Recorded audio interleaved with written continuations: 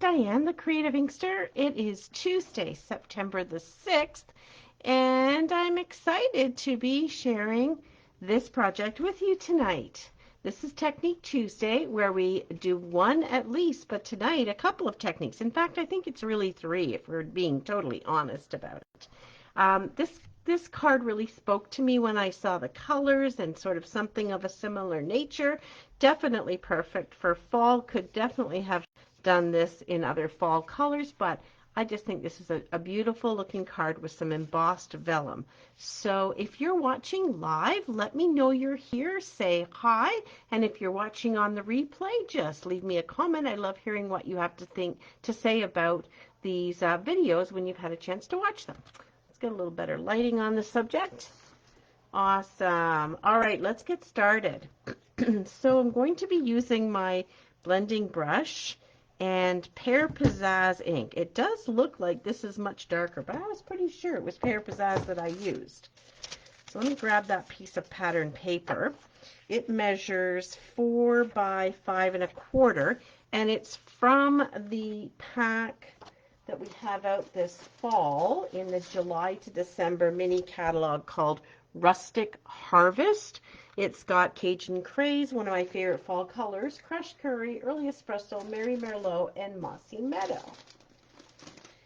And so on the back of all the papers with their beautiful patterns, on the back is our black and white patterns. So we're going to spruce this up a little bit.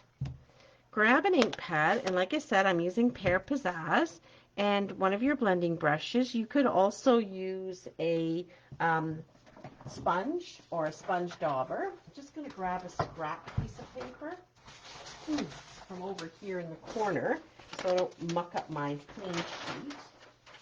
Sorry for all that. So we grab our scrap paper and stick that on there. And I'm going to add some color to my brush and then just carefully right over top. You don't even have to worry about where you place it because the black will just absorb the color you're working with. I've used greens and blues and pinks and other colors on black and white, and I've never had a problem where the black looked odd or in any way a different color than the black. So the black kind of goes ahead and takes over. So I'm just going to go around in circles. And I could use the technique I showed you last week where I actually took a block, and a fairly clean one, and stuck it in my ink pad and picked up the ink from there. That's another way, especially if you're worried about ending up with too much ink out of your ink pad in one spot. This kind of makes sure that you don't end up depleting all the color right from one section. Great little tip I learned along the way. So I'm happy with that because much of this is going to be hidden. So let's move that block out the way and not get Pear Pizzazz ink all over me. I'm going to need this again. But here is my paper. So it went from black and white to black and the color of my choosing. So what a great way to add to your card. And then we've got a few other pieces in here. Let's see. We are going to be using a white card base. That way, you could also use a black one and then put a piece of white on the inside, but this way it's not too dark of a card. So let's go ahead and glue this down. I like to use liquid glue. I find it really economical and fast and easy. Gets to be a bit of a pain once it starts to dry out. So I recommend when you're crafting and it's on your table to just stick the lid back on easily. If you don't, what happens is, and you leave it too long, you end up with the end getting dried out, and then you get like a glob there and you need to be going at it. So this, I just give it a quick twist and stick it off to the side. Hi Brenda, thanks for joining me. So you just missed the first part where I used my blending brush and Pear Pizzazz ink and added it all over the front of this piece of pattern paper. It was originally white and black. All right, so that's technique number one, coloring your pattern paper. We're building up on this card. The next is to take some vellum And you can choose whatever size vellum you want for this, but what I went with was 2 3/4 by 5. I wanted it to show behind here and behind my greeting and image, but not too much. I didn't want to do a whole layer. And I'm going to grab my embossing. So I have the Stampin' Cut and Emboss machine, and I have the timber embossing folder. Now this one goes sideways for the line, so because this is a vertical piece, I wanna get my tree lines going in the right direction. These have a very convenient black line that helps line the paper up. Some of the embossing folders are fine, doesn't matter if you stick it in higgly-piggly. Other ones, it does matter quite a bit because they are in a specific orientation. Sorry for the little wiggle here in the screen, that happens. But, move this out the way. So there is our embossed piece. So just a plain piece of a vellum rather, run through an embossing folder. This makes an absolutely stunning layer on any card, and Christmas cards in particular, especially if you have some colored vellum. That is just quite lovely. Hi Claire, thanks for stopping in. So there's technique number 2, is doing some embossing. And on this, normally I find that your vellum, when you're putting your adhesive on the back, you can see it. It's going to be kind of hidden with this colored pattern paper. So I'm just going to add a little bit. The best way to put vellum down so that you don't see it is to actually use an adhesive sheet.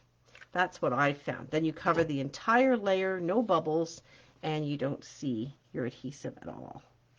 I'm not too concerned with this though. Like I said, it's going to have lots of other things going on this card. This side's not going to show at all.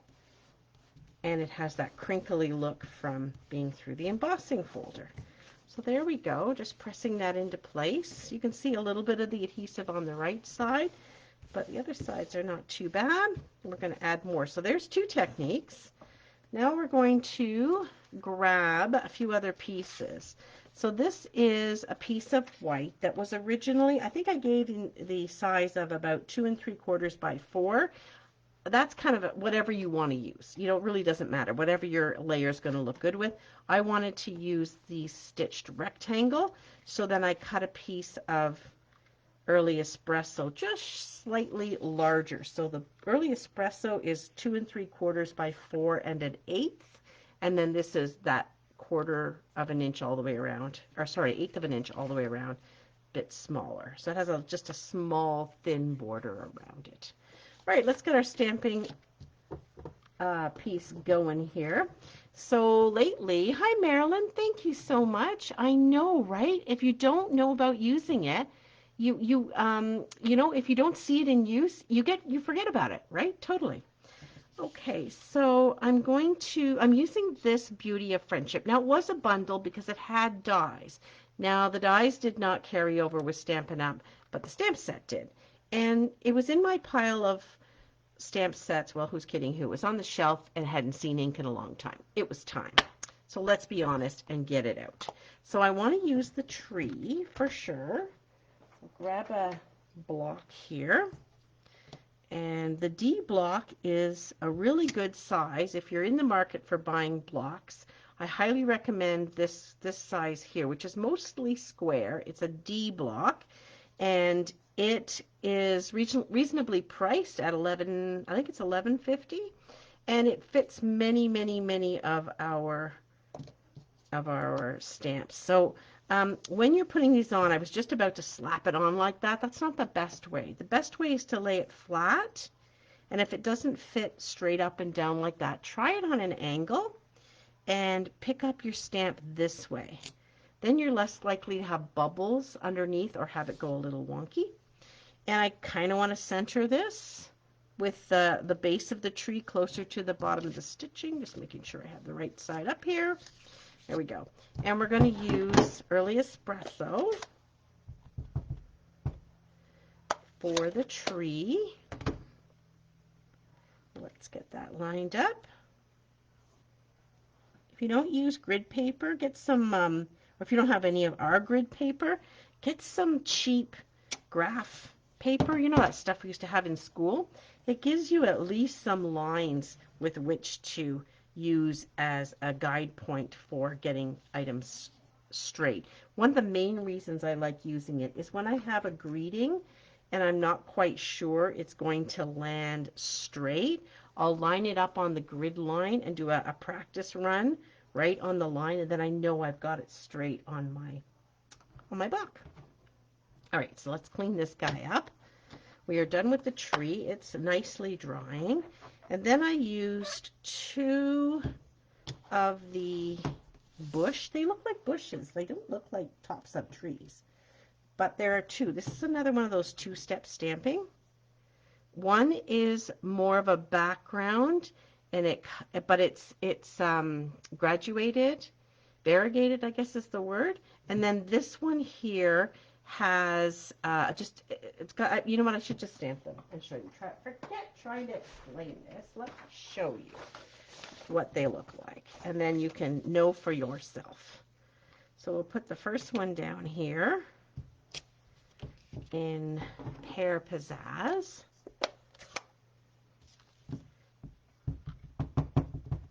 And when I'm using photopolymer, I should be using my matte, Stampin' Pierce matte, because that gives me a better image. So this is the one that is not fully all covering, if you will. And then where's the block here? And we'll do this one, which is the 2-step. See, I have a lot of these D blocks. They're awesome. Okay, so now you can see out of these 2, this one on the right has the leaf lines in different spots, but it has a bit of a shadow beneath it. And then I'm going to stamp this one on top of it. So the first one I will do and stamp off so that I get a little bit lighter look. And this one I will do full strength. Okay, I'll show you what I mean by that. So there's my piece of paper. And we're going to take the first one and stamp it off. Let's see, what happens if I do that? Is it going to be dark enough? It may not be. Maybe let's reverse that thinking. So it doesn't matter when you do 2-step, whether you do one before the other one typically. Okay, so we're going to stamp this one off once, and then we're going to stick the tree over top. And then we'll take the second one and we'll go full strength, and we'll see how this turns out. And it kind of has the same shape, but look at how it gives so much texture and depth. It's not going to hide your tree, which is fine, because that's, you know, kind of how trees are when you look up, right? You see them and you can see that you can see their branches through there. Hi, Vicki. Thanks for popping in. So that's that done. And then I've got a little greeting here. I just want to protect my mat. And this little label is from a new set called Fabulous Frames. And it has a nice little label here for my thank you from this stamp set. The stamp set also has hello, which is a well-used greeting.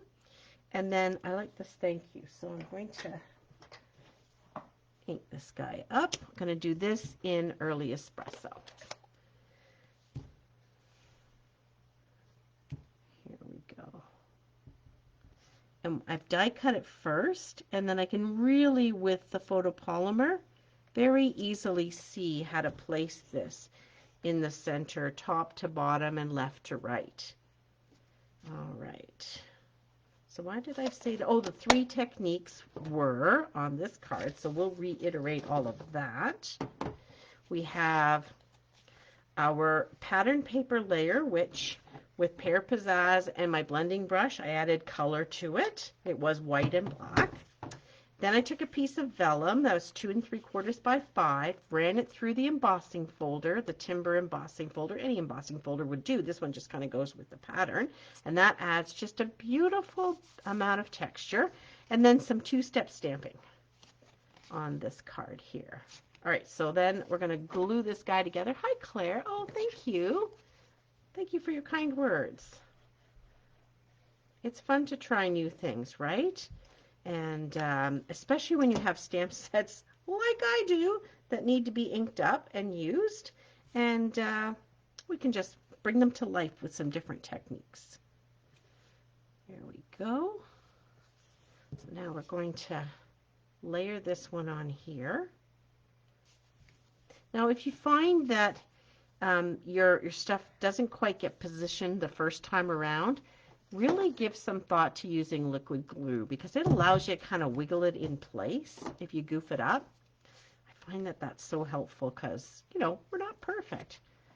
And then we're going to add some dimensionals to the back of this layer. That'll pop this card up nicely. So this is a nice, I think this makes a nice thank you card, but I do love that thinking of you card.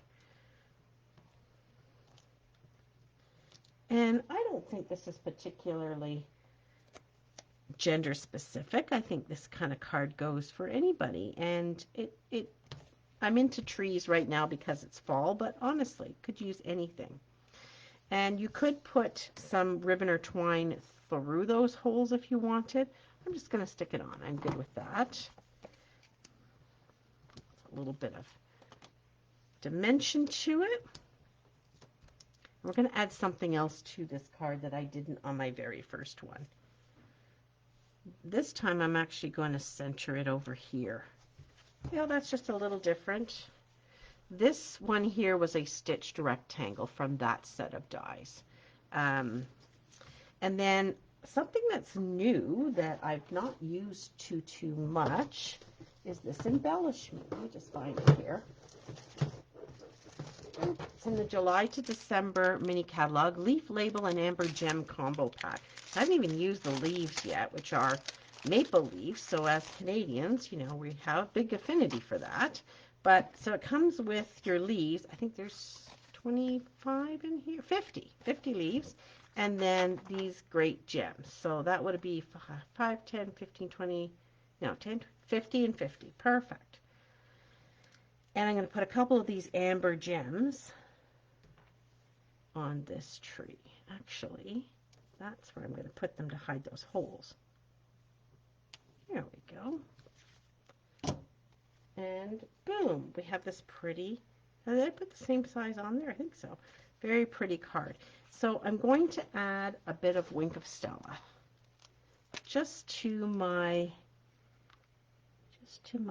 tree up here, and just very sporadically. I'm going to try not to get the tree trunk and just kind of get it so it's like glistening on the leaves like it looks in the morning. So there's no real rhyme or reason to this. This is just add a little here and add a little there, and it's just a nice little extra touch. Wink of Stella is an awesome product for like, what is it, $12? And you don't add any weight, you don't add any super big expense. It lasts forever. You can use it on words, you can use it on images. It just really goes a long way. And what better item is there for adding a sparkle to a Christmas card than this? Can you believe I said the Christmas word? Oh my goodness. I have a bunch to share with you on the blog, and I honestly, they're Christmas cards, and I just couldn't pull myself to do that just yet. Alrighty, that's it for me for tonight. A couple of cards, and I'm back next Monday with Creative Escape. We're doing techniques, it seems, so probably be something on that score then too. Thanks for watching, thanks for your comments, and have a wonderful evening. Bye now.